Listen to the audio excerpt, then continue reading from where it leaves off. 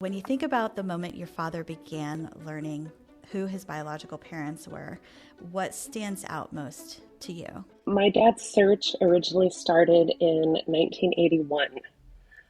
I was only 6 years old, so this was before I was ever involved in the search. I still have his three-ring binder that has all of the documents of every phone call he made, every visit to Children's Home Society, trying to get any information that he could. It's really an amazing historical notebook about all of the steps that he took. Um, he was adopted in California, which is where we are originally from. We knew from the non-identifying information that his birth mother had been in the military. And at that time in 1948, if you were found to be pregnant in the military, you were immediately discharged. So, what we know from the non identifying information, that was about one paragraph, she had been let off in San Francisco, California in May of 1948. And then he was born August 25th of 1948. He was raised by an amazing family. They were actually one of the original pioneer families in California. They came out from Missouri along with their neighbors, the Hearst family, who of course are the William Randolph Hearst enterprise. So he started his search in 1981, did that for a number of years, didn't really get anywhere. The bulk of his time was spent on cold calling people with the correct last name out of the phone book and just taking lots of notes and then being told, well, I have a cousin who might have had a baby.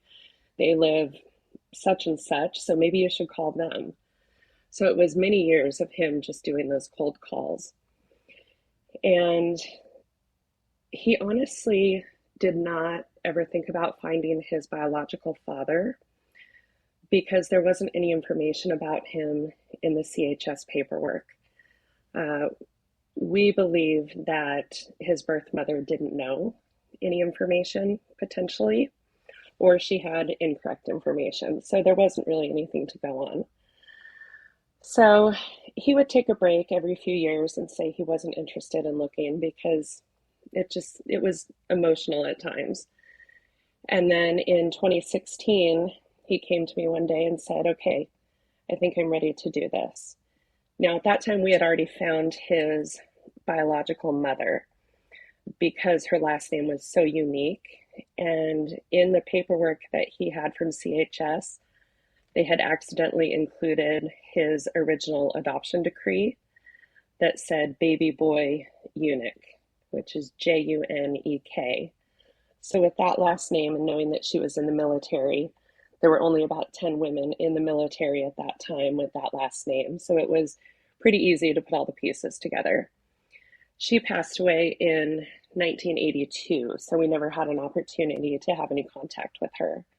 And she didn't have any other family.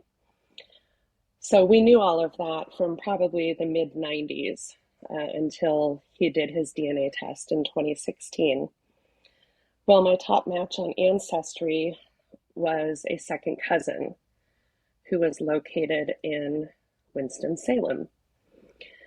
Now, this person had not been on Ancestry in quite some time. It was just a profile name, no first and last name. And I really did not understand all of the nuances with DNA at the time, so I started reaching out to every single match to try and figure out how we might be related. I knew at that point that I was looking for a man who had also been in the military, who had been somewhere on the West Coast prior to August of 1948. And I ended up sending a typed letter, one paragraph, and I addressed it to the profile name that had been on Ancestry and sent it to Winston-Salem, North Carolina, where I had never been, and just said, you're my highest DNA match. We are trying to find my father's biological father. You may not know about us, but if you're interested, here's my contact info. And he called me within 2 days And it turns out so his dad and my dad are first cousins on the paternal side. So he and I are first cousins once removed. We were on FaceTime that same night. The family didn't know anything about us.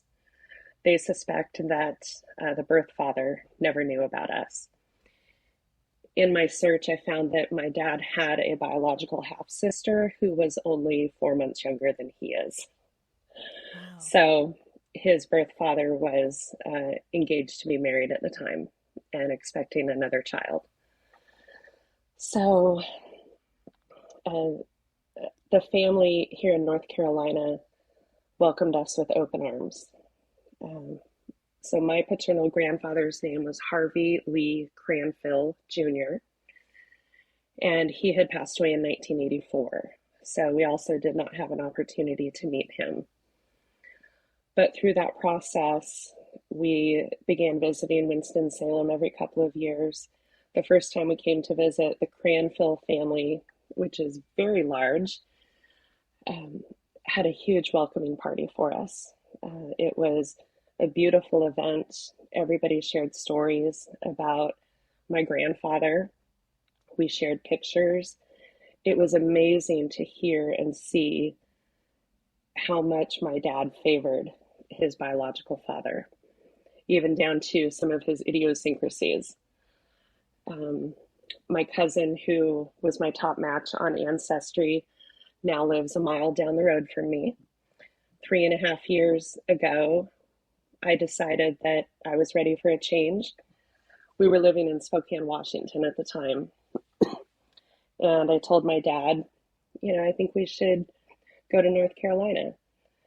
And within 6 months, I had packed up my house, my 3 children, packed up my dad's house, and my ex-husband.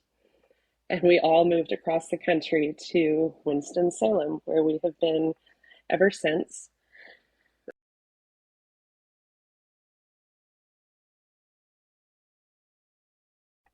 It truly is, it's just been an amazing opportunity to meet people who I look like, um, who I have this rich history with.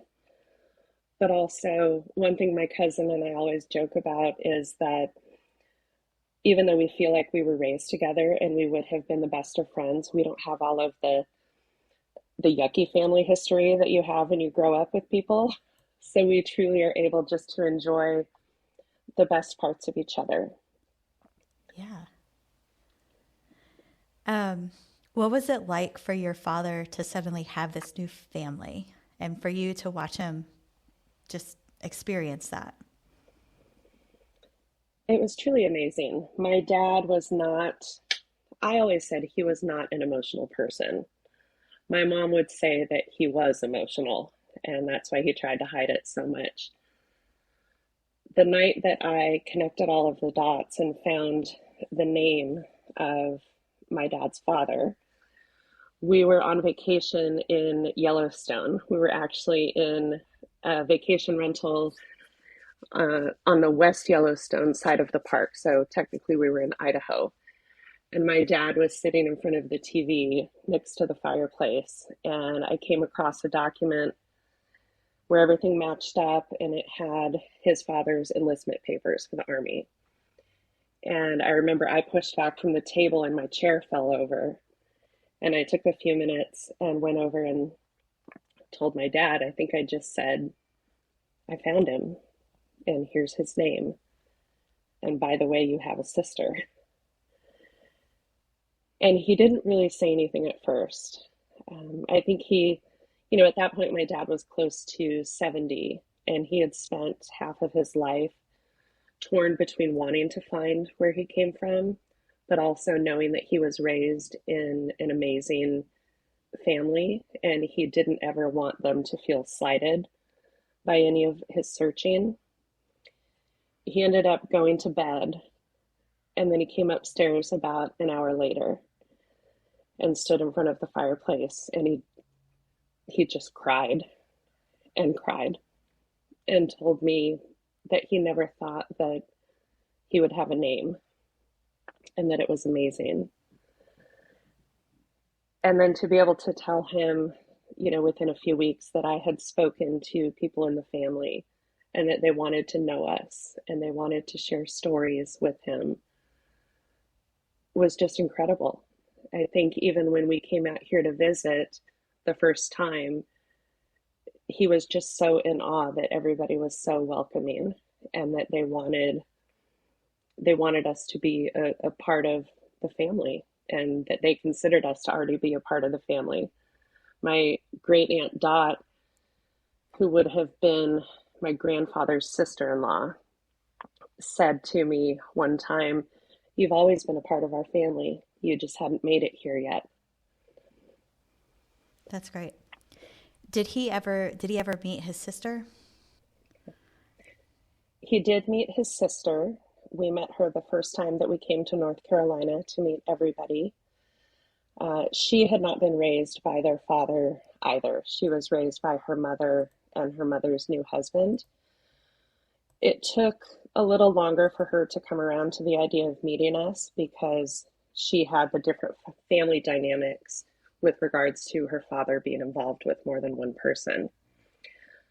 The amazing thing was when we all met here for the first time in 2016, she had not been in contact with any of the family here since the funeral in 1984, and they did not know what had happened to her. So when I talked to my cousin and then with my great aunt for the first time and told them that I had found her, they were shocked. So when we did our big family get together, it wasn't just reuniting my dad and I with biological family, it was also bringing his sister in, who had not seen any of these people in close to 40 years.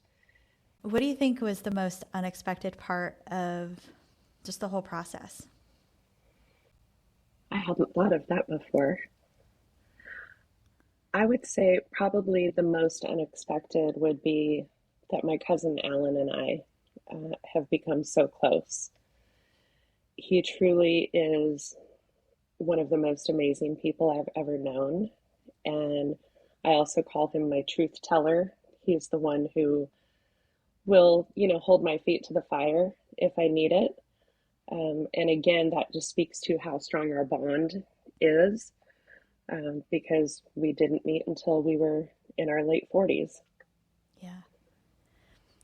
How did those first conversations with your dad's biological relatives, how did they go?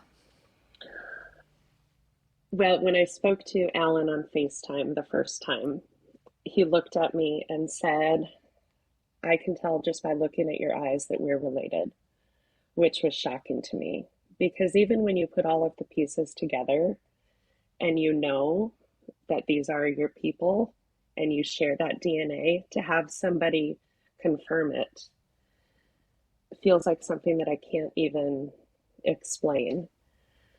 Um, Alan told me that when they received the letter from me in the mail that just had his profile name and the short paragraph, um, his partner actually said, "Well, it's got to be Harvey Lee. That's got to be who the father is." So my grandfather and Alan's grandfather were brothers. And then we also had great Uncle Fred, who was quite a bit younger. So it was really even if we hadn't had that direct DNA match between the three of them, it was pretty easy to know who it was.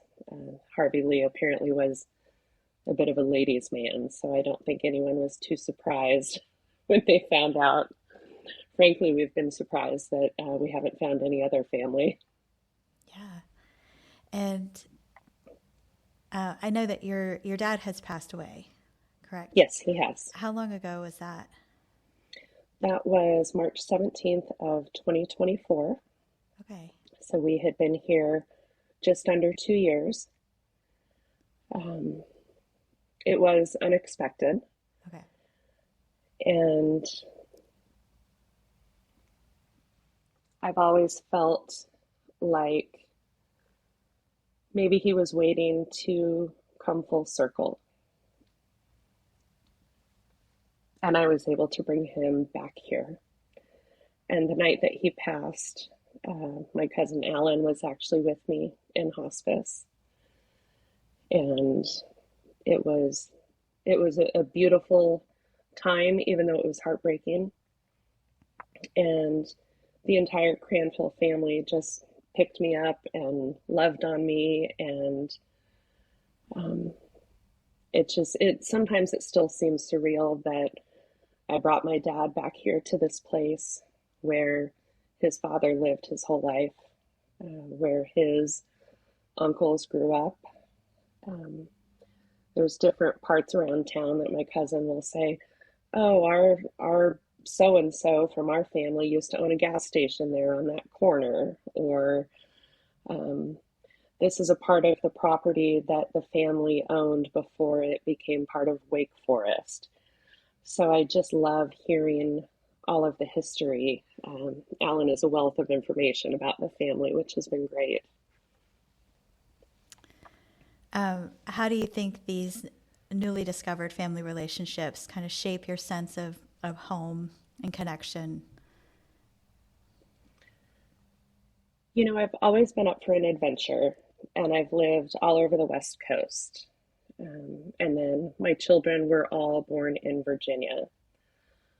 But when we came to Winston-Salem, I think for the first time in my life, I actually felt like this is home. This is where I was always moving towards, even when I didn't know it. I've loved every day of being in North Carolina, and it's so different from anywhere that I've ever lived. But I enjoy every day of it, and my dad did too. If you could go back to the very beginning of the search, which is decades ago, what would you tell yourself?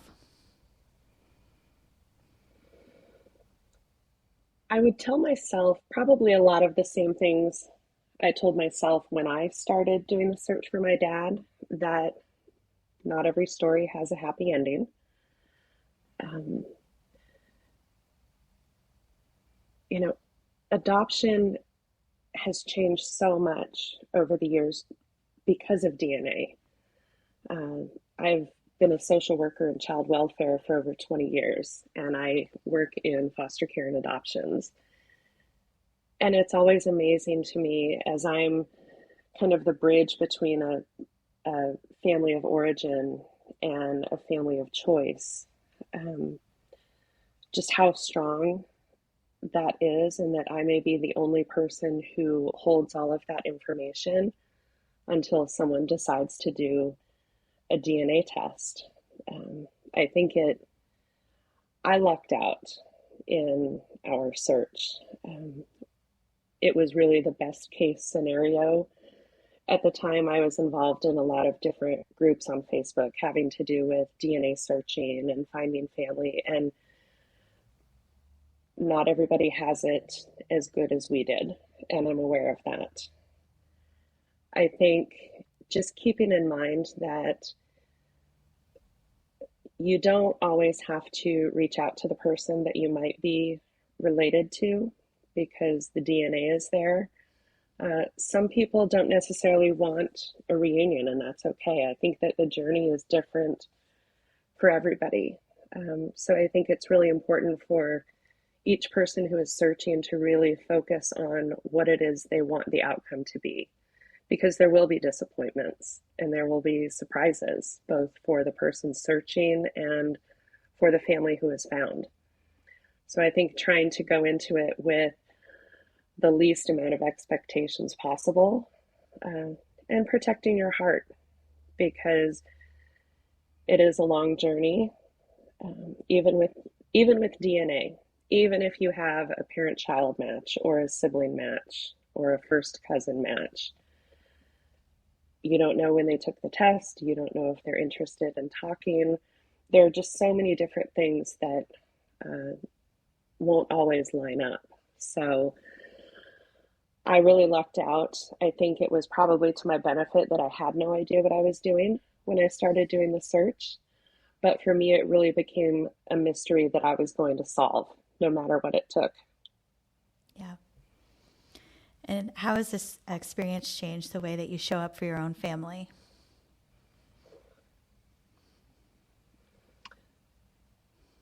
I have 3 boys, and I have 3 bonus kids as well. We have always talked about adoption in our family.